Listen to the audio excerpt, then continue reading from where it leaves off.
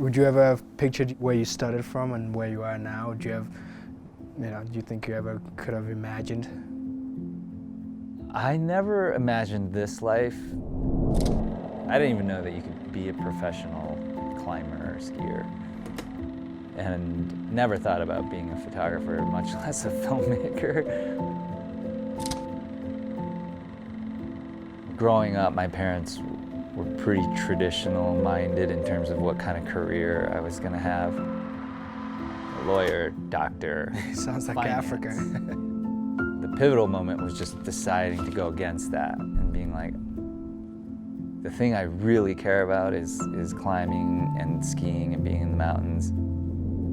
And I was less aware of it when I first started, but as I've gotten further on in my career, it's like in the climbing world, having people be like, man, I didn't know, we could do that, because most of the climbing world doesn't look like me, Yeah. I feel like I could relate a little bit, especially with the idea of the traditional path. I mean, I kind of know your story, but so where were you born, actually?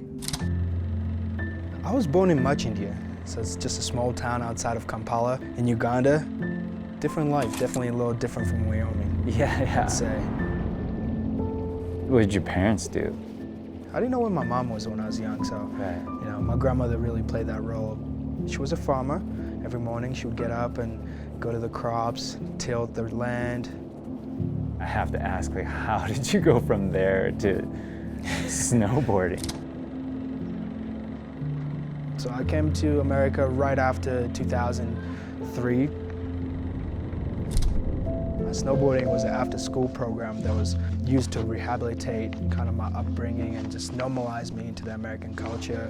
And did you know right away, were you like, this is awesome, this is what I want? I got cold easily. Every hour I had to go put my feet on the fire. My fingers were numb, my nose was numb. But I enjoyed it, because whenever I put on this stuff, I forgot about what was happening at home. And it allowed this world of just hyper-focus.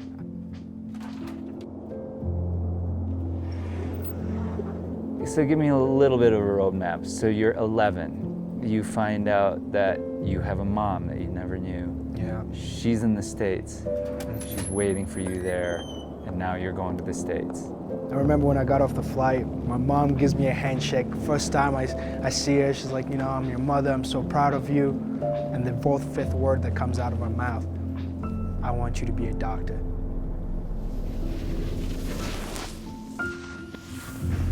Understanding that I came from a place that does not have the opportunities that education here has to offer created this struggle as I started to really fall in love with snowboarding and start to know, okay, am I taking the right path?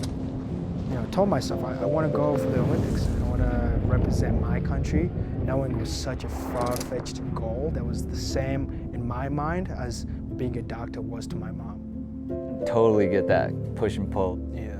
For the last almost 20 years, there's the filmmaking and the photography side, but my heart is still always in the mountains.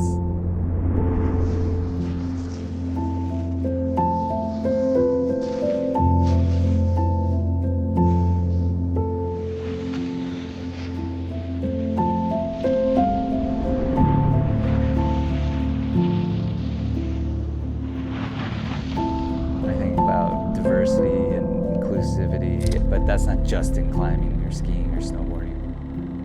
Given everything that's happened this last year, has that changed or made you think about your role in your path to the Olympics? It's given me almost a feeling like I have to finish this journey. It's not just me going to the Olympics, but it's every kid who was an immigrant coming from poverty thinking, can I ever, go out and access whatever activity they want to access?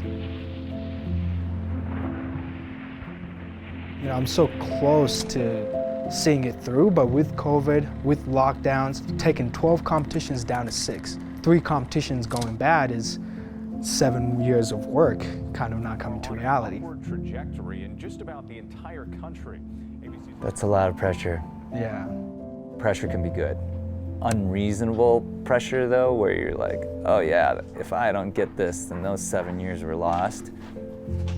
That's kind of unfair to yourself.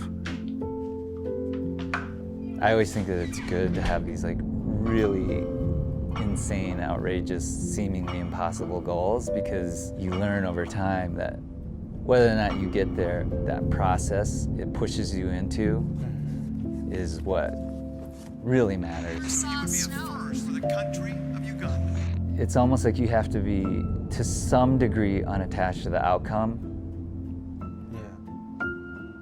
There's 1,000 ways that, you know, these goals that you've set could not be manifested, but whether or not you get there just by you showing up will move the needle, because people are like, oh, whoa, maybe I can do that. Yeah.